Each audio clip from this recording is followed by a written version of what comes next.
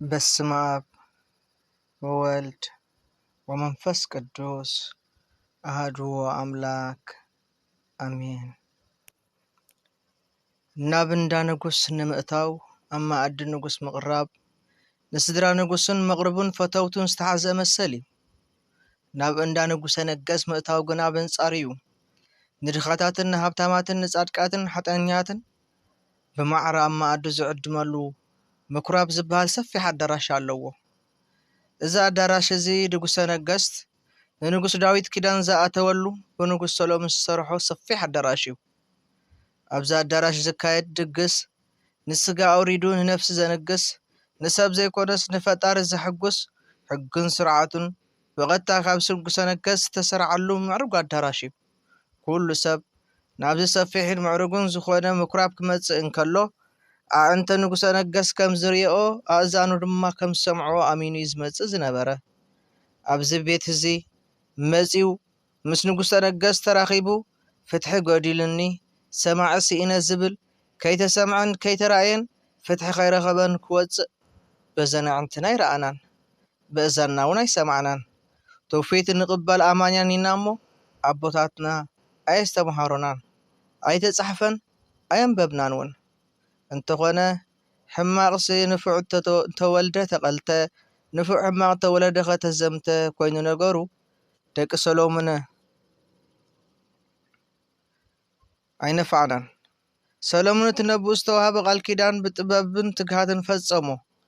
ንሱ ድሞ ምስ እግዚኣብሔር ኣምላኽ ንራኸበሉ ኣብ ዘመነ ኣብርሃም ድንኳን ምርኻብ ሰሎሞን ድማ ምኩራብ ዝበሎ እዩ። ነቲ ምስ ንጉሰ ነገስት እንራኸበሉ ድንኳን ንጽድቂ ከይንእከበሉ ንነፍሲ ከይንረኽበሉ ንስጋ ዘርብሕ መከራና ዘብዝሕ ሰደቓ መሽረፍትን ዕሙር ዕዳጋን ከብትን ገበርናዮ። ምኩራብ ዝብል ስሙ ሸም ጥራይ ኮይኑ ክተርፍ ካብ ድንኳን ምርኻብ ናብ ድንኳን ምስኽሓብ ቀየርናዮ።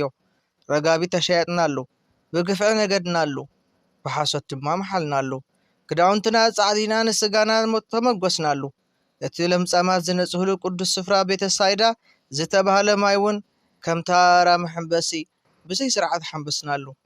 እንተኾነ እቲ ዋና ቤት እቲ እኳ ብሕቡእ ዝርኢ ንጉሰ ነገስት ብግህዶ ምስ ወረደ ብቁጣዓ ነዲዱ ጭጉራፎ ዋደደ።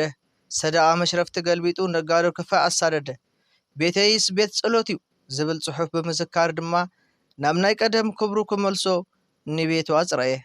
በዚ ድማ ክብሩ ኣርኣየና ዝብል ጽሑፍ ዘቕረብኩ ሓደ ግዜ ካብተን 8 ሰናብቲ ናይ ሓንቲ ታሪክ ጽሒፍኩም ምፁ ምስ ተባሃልና ታሪክ መሲሉ ንጽሓፍኩ። መምህርና ግና ድሕሪ ቁርብ ምስትንታን እዚ ደኣ ታሪክ ዘይኮነ መልክዑ ቀይሩ እምበር ገና ኣብ ተግባር ዘሎ እንድዩ በለኒ። ከመይ ይኸውን ክብሎ ከይተጸበየ ወዝወደይ እታ ምኩራብ እንተኾነ ምሳሌያዊ ዝሰርሓ መስዋእቲ ቁርባን ናይ ዲበላ ባሪቶ ዘይኮነትስ ኣማናዊ ስጋ እንደምን ንጉሰ ነገስት ይፍትፈተላ ኣሎ። እንተኾነ ንሕና ካብ ምብላዕ ሕንጊድና መሸቀጢ ቂምን በቐልን ጌርናያ ኣለና። ኣብ ክንዲ ፍቕርን ስኒትን ዕግርግርን ህኮትን ተዘይነገድናላ ኣበደን ንብል ኣለና። እዚ ኣብዛ ናይ ግዳም ምኩራብ እዩ። ኣብታ ህያው ምኩራብ ነፍስና በብዓይነቶም ክፍኣት ቂም፣ በቐል፣ ጥልመት፣ ስርቂ፣ ሓሶት ወዘተ ዝተባሃሉ ኣስቤዛ መሊእና ዕምርቲ ናይ ሓጢኣት ዕዳጋዶ ጌርናያ ኣለናን። ጽድቅና ካብ ጽድቂ ሰዶማውያን እንተዘይበዝሐ ግብርና እውን ካብ ግብሪ ገሞራውያን እንተዘይረሓቐስ ከመይ ደኣ ታሪክ ክኸውን ይኽእል? ጎይታ ግብረ ሰዶም ኣብ ዘመነ ሰዶም ኣይተኣወጀን።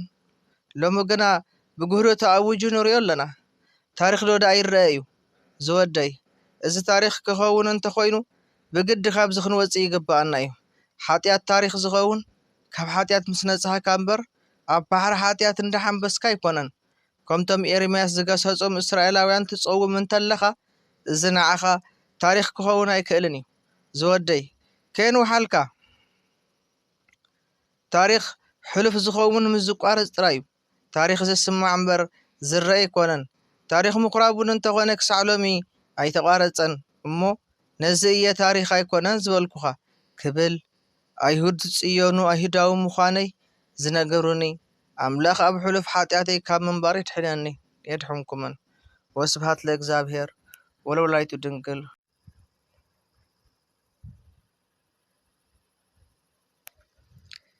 በስመ አብ ወወልድ ወመንፈስ ቅዱስ